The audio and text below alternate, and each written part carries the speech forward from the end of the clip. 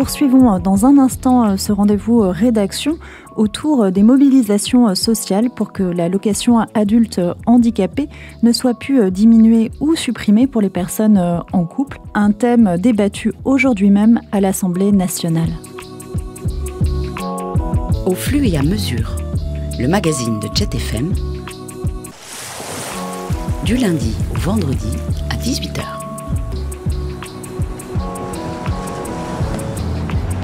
Jeudi, social et politique, local et thématique par la rédaction participative de Jet. 1,2 million de Français sont concernés par l'allocation adulte handicapé, 903,60 € mensuels à taux plein actuellement. Parmi eux, 250 000 vivent en couple et voient leur allocation réduite en fonction des revenus du conjoint. Ça a fait l'objet d'un combat pour la déconjugalisation de cette allocation adulte handicapé, dite AAH, un combat qui se poursuit en national et à l'échelle locale. Nous allons parler des motivations, des raisons de cette mobilisation des associations liées au handicap avec notre invité du jour, Marc Vérol, élu et représentant régional de l'APF France Handicap pour le département 44 et la région Pays de la Loire. Bonjour Marc Vérov. Bonjour Alexandra.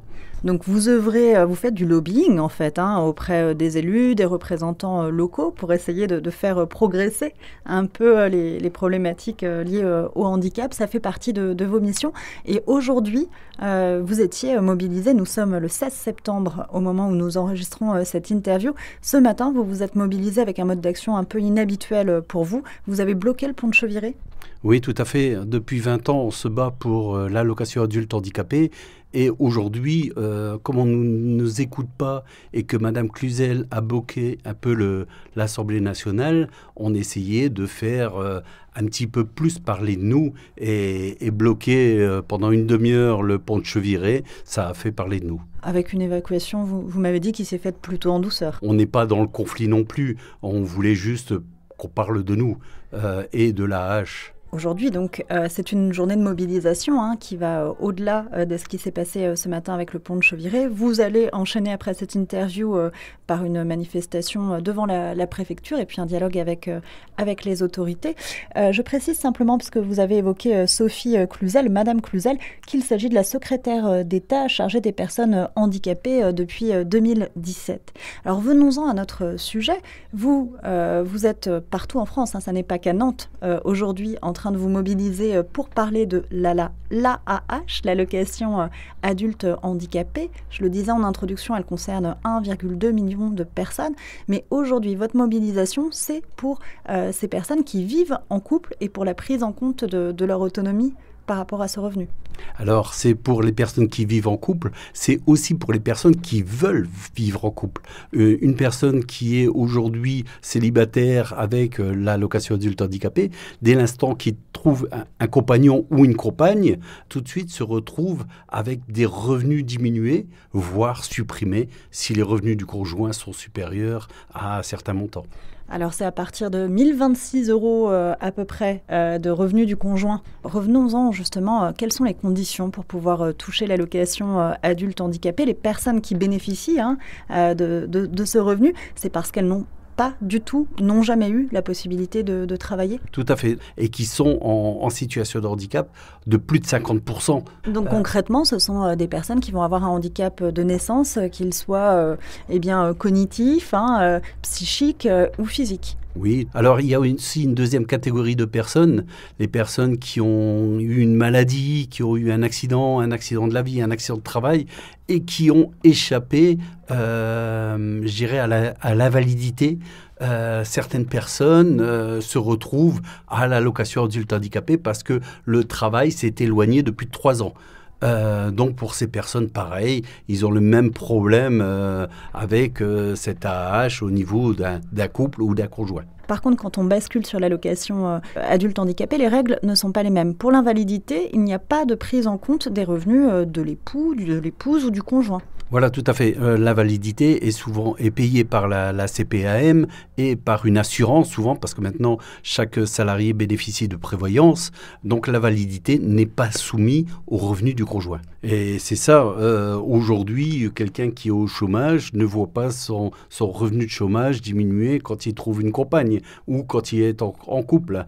Donc, il y a vraiment une spécificité sur l'allocation adulte handicapé. Qu'est-ce qui pose problème fondamentalement dans cette conjugalisation de l'allocation adulte handicapé? Est-ce qu'on ne peut pas, justement, en se faisant l'avocat du diable, considérer qu'il doit y avoir une solidarité matérielle au sein des couples ? Alors, cette solidarité, je dirais conjugale, aujourd'hui pèse beaucoup sur les couples où il y a une personne en situation de handicap de l'un des deux, ce qui n'est pas le cas au niveau du RSA. Enfin, souvent, on compare le RSA avec l'allocation adulte handicapé. Or, ce n'est pas du tout la même chose. Le RSA, la personne est capable de travailler. Lors de l'allocation adulte handicapé, la personne n'est pas capable de travailler. C'est justement l'impossibilité de travailler qui fait la différence entre le RSA et l'allocation adulte handicapé. Ce qui se passe actuellement, c'est un débat. Est-ce que cette allocation d'adulte handicapé est une prestation d'autonomie ou un minimum social comme le RSA ? Si c'est un minimum social comme le RSA, dans ce cas, la solidarité conjugale vous semble légitime. S'il s'agit d'une prestation d'autonomie au même titre que les pensions d'invalidité, c'est indépendant des revenus du conjoint ? Exactement, ça devrait être le cas. On bataille depuis 20 ans pour accéder à ce droit. Aujourd'hui, on est obligé de monter d'un niveau notre bataille parce qu'on ne nous écoute pas. Et de plus, Mme Cluzel a bloqué l'Assemblée nationale sur le droit de vote des parlementaires. Nous sommes toujours avec Marc Vérol, élu et représentant départemental et régional de l'APF France Handicap, en train de parler de leur mobilisation du jour pour la déconjugalisation de l'AAH, l'allocation adulte handicapé.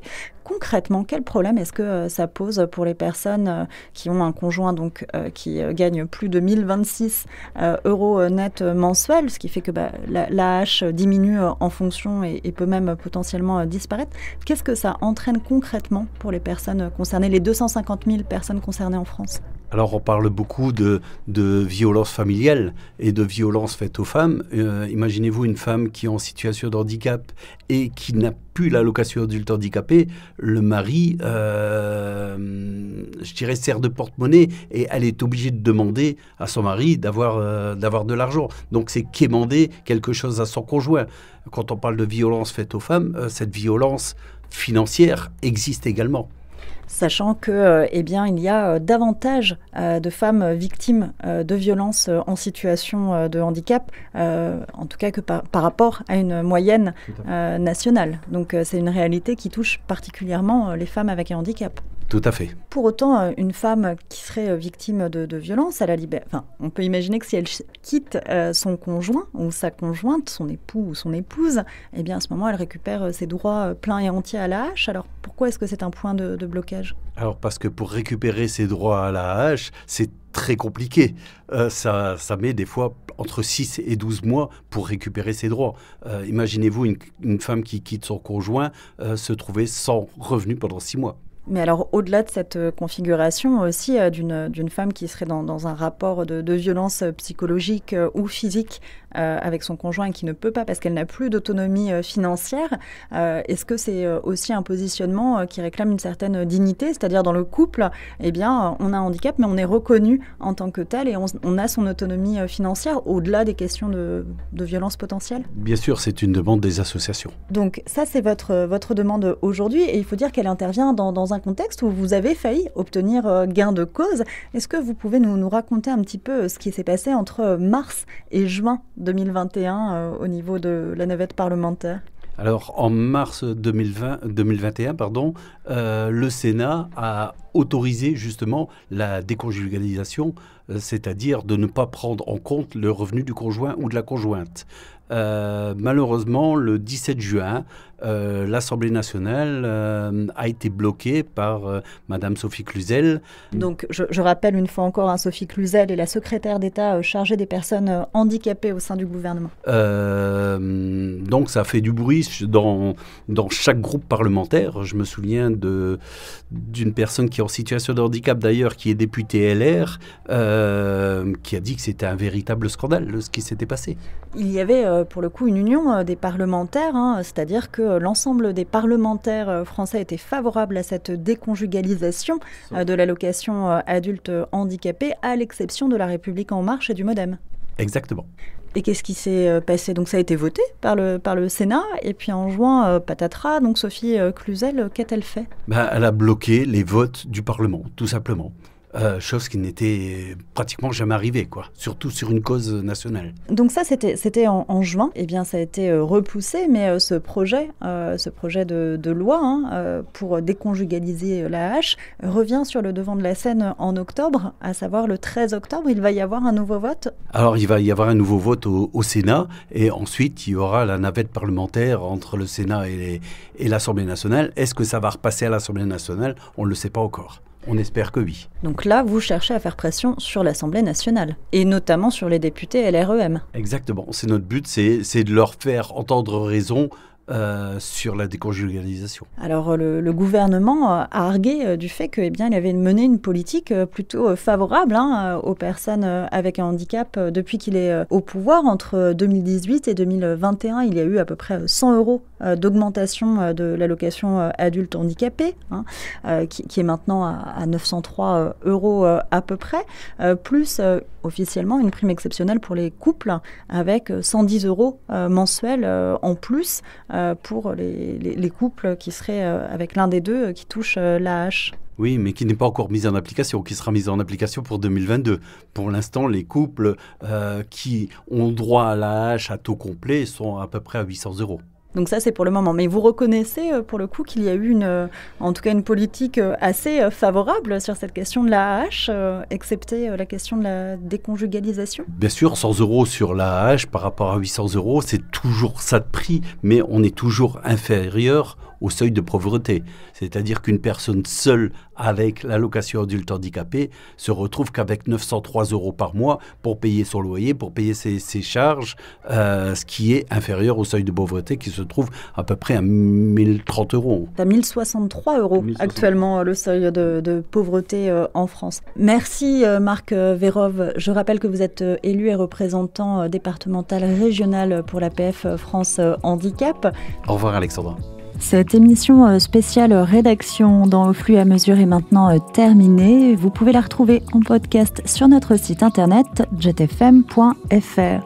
On se retrouve jeudi prochain pour ces rendez-vous rédaction, mais Au flux à mesure continue tous les jours à partir de 18h sur JetFM. Demain, comme tous les vendredis, vous pourrez entendre des productions militantes d'ici et d'ailleurs. Il y aura notamment au menu les Chroniques amères, un rendez-vous radio mensuel proposé par le réseau Alarmphone, une hotline gérée 24 heures sur 24 pour soutenir les personnes migrantes en détresse en Méditerranée. À suivre dans l'immédiat, la chronique de la section nantaise de la LDH qui en 15 minutes va vous faire un décryptage et diagnostic sur l'état de santé actuel de notre démocratie française.